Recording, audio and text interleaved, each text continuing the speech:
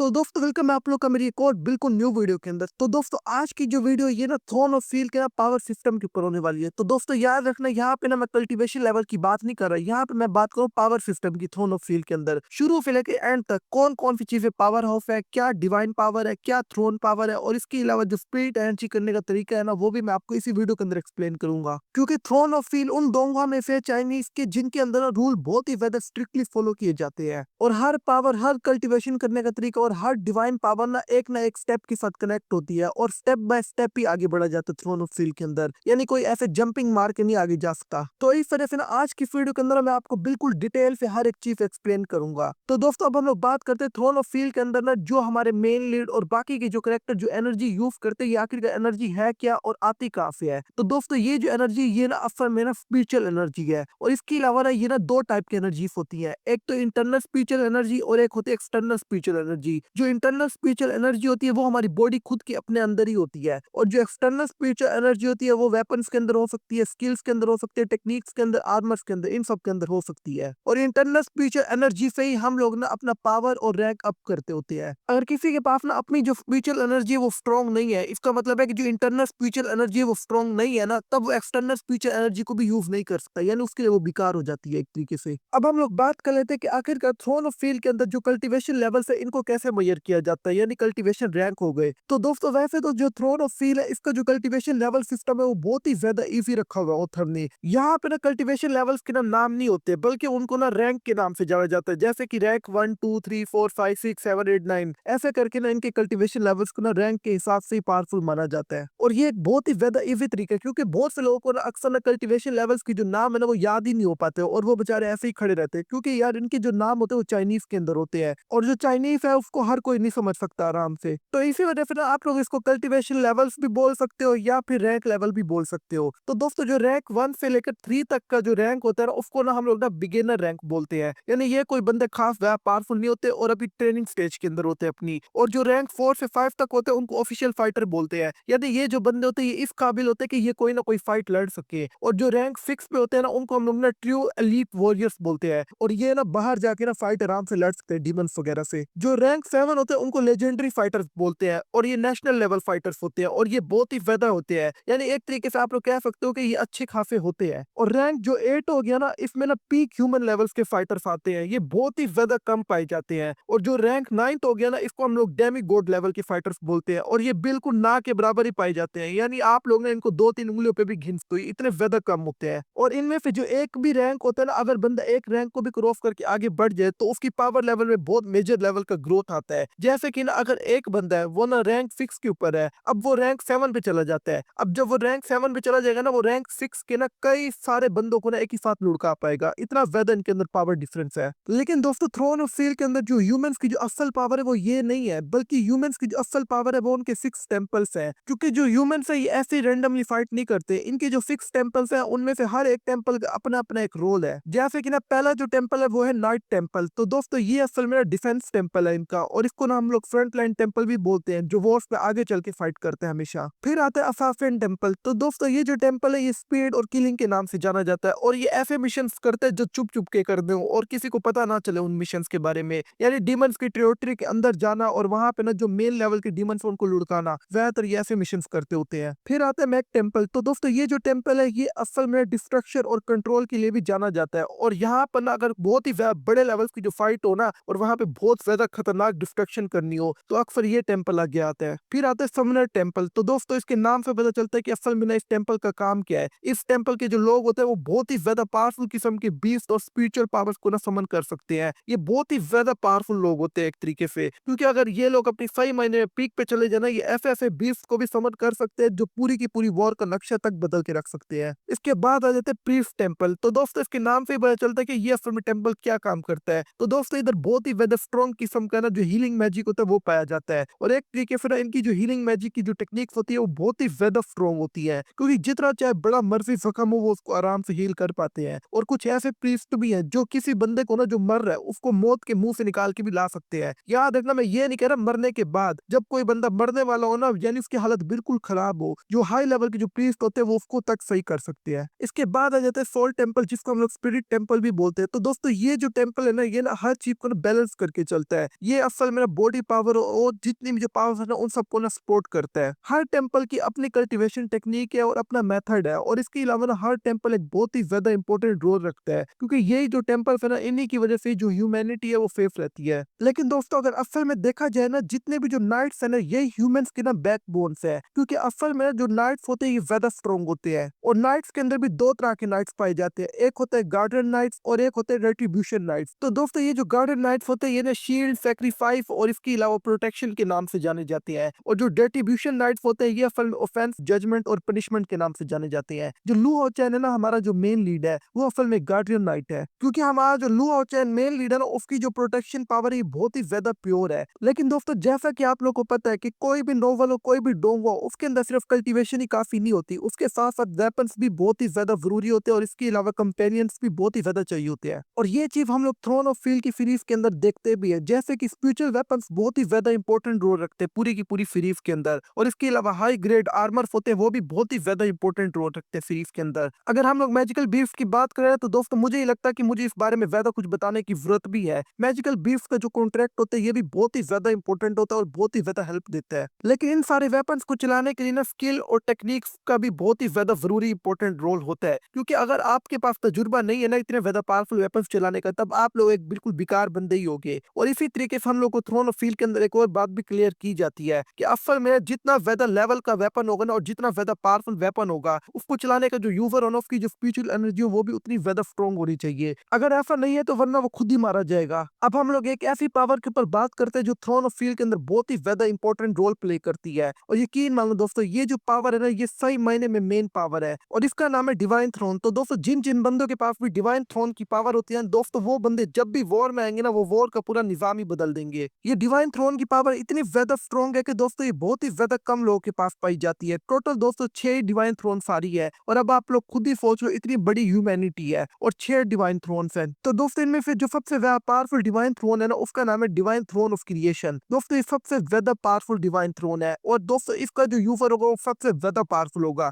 एक तरीके से आप लोग उसको गॉड ही समझ लो। इसके अलावा divine throne of fear and sadness होती है, डिवाइन थ्रोन ऑफ फ्लोटर होती है, डिवाइन थ्रोन ऑफ मर्फी होती है, divine throne of spiritual and wisdom होते हैं, और इसके अलावा divine throne of order and law भी होती है। तो दोस्तों ये जो 6 डिवाइन थ्रोन्स है बहुत ही ज्यादा पावरफुल है, मगर इन सब में से जो सबसे ज्यादा पावरफुल डिवाइन थ्रोन है वो है डिवाइन थ्रोन ऑफ क्रिएशन। अब इसका मतलब ये नहीं है कि जिसके पास डिवाइन थ्रोन ऑफ क्रिएशन होगी ना वो क्रिएशन गॉड के लेवल पे चला जाएगा या क्रिएशन गॉड बन जाएगा, ऐसा बिल्कुल भी नहीं है। बस ये जो डिवाइन थ्रोन ऑफ क्रिएशन है ना इसके अंदर ना क्रिएशन की पावर जरा सी पाई जाती है, और इस वजह से इतनी ज्यादा स्ट्रॉन्ग है। और दोस्तों इन्हीं सारी चीजों की वजह से ना जो ह्यूमैनिटी है वो अब तक टिकी खड़ी है डीमंस के सामने, और बहुत ही ज्यादा स्ट्रॉन्ग है। और यही असल में ना ह्यूमैनिटी का ना पावर सिस्टम है थ्रोन ऑफ फील्ड सीरीज के अंदर। लेकिन दोस्तों अगर हम लोग दूसरी तरफ डीमंस की बात करें ना तो दोस्तों इसके अंदर मैं अभी आप लोगों को थोड़ा बहुत जो चीजें वो बता देता हूँ। जैसे कि एग्जांपल के तौर पे जो हाई रैंक डीमंस होते हैं ना वो रैंक 9 के करीब या उसके आसपास या रैंक 9 के ऊपर ही पैदा होते हैं डायरेक्ट जब वो पैदा होते हैं। और यही चीज जो है जिस वजह से ना जो ह्यूमैनिटी है वो बहुत ही ज्यादा स्ट्रगल करती है, क्योंकि ह्यूमंस में ऐसा नहीं होता, उनको ना रैंक 1 से स्टार्ट करके 9 तक आना पड़ता है। मगर इस सब के अलावा भी डीमंस के पास ना बहुत ही ज्यादा पावरफुल ट्रम्प कार्ड्स भी है, जैसे कि ना उनके पास ना ब्लड लाइन स्ट्रेंथ भी होती है, फिर डीमन गॉड की इनहेरिटेंस भी होती है, जिस वजह से जो डीमंस होते हैं बहुत ही ज्यादा स्ट्रॉन्ग होते हैं। और जो ह्यूमैनिटी है ना वो इतनी सारी चीजें होने के बावजूद ना डीमंस के आगे इसी वजह से स्ट्रगल कर पा रही है, क्योंकि एक तो डीमंस पैदा जब होते हैं वो पैदा ही स्ट्रॉन्ग होते हैं जो हाई रैंक के डीमंस होते हैं, फिर इसके अलावा ना बिल्कुल कम टाइम में ना उनको ना अपनी पावर बढ़ाने के ना कई सारे ऑप्शंस भी मिल जाते हैं, और इसी वजह से जो डीमंस होते हैं जल्दी से पावरफुल हो जाते हैं। तो दोस्तों आज की वीडियो के अंदर मैंने पूरे के पूरा ना जो थ्रोन ऑफ फील्ड का जो पावर सिस्टम है वो एक्सप्लेन कर दे शुरू से लेके बिल्कुल एंड तक। अगर आप लोग को कोई चीज समझ नहीं है या कोई सवाल है ना तो आप लोग नीचे कमेंट सेक्शन मुझसे पूछ सकते हो। इसके अलावा ये पूरा पावर सिस्टम नोवेल बेस है, आप लोग को सिर्फ नोवेल के हिसाब से ही मैंने इन्फॉर्मेशन दी है। लेकिन अगर आप लोग ये जानना चाहते हो ना बीटीटीएच के अंदर वो ऐसी पहली कौन सी 2 बैटल्स है जो पहली बार में वो हार गया था लेकिन दूसरी बार जाके वो बैटल जीता था। और इसके अलावा अगर आप लोग ना डॉक्यू कॉन्टिनेंट से रिलेटेड डिटेल चाहते हो ना और ये जानना चाहते हो उसके अंदर क्या क्या चीजें, कितने क्लैन है और कौन कौन से ज्यादा पावरफुल क्लैन है, तो वही वाली जो वीडियो है ना उसी के अंदर ही आप लोग को ये भी सब कुछ मिल जाएगा। मैंने जोयान की वो जो 2 बैटल्स और डॉक्यू कॉन्टिनेंट की सारी डिटेल एक ही वीडियो के अंदर ही एक्सप्लेन की, और वो जो वीडियो वो भी मैं इसी वीडियो की एंड स्क्रीन पे लगा दूंगा। तो दोस्तों मैं मिलता हूं आप लोगों से बिल्कुल एक और न्यू वीडियो के अंदर, तब तक कि आप लोग अपना अच्छे से ख्याल रखना।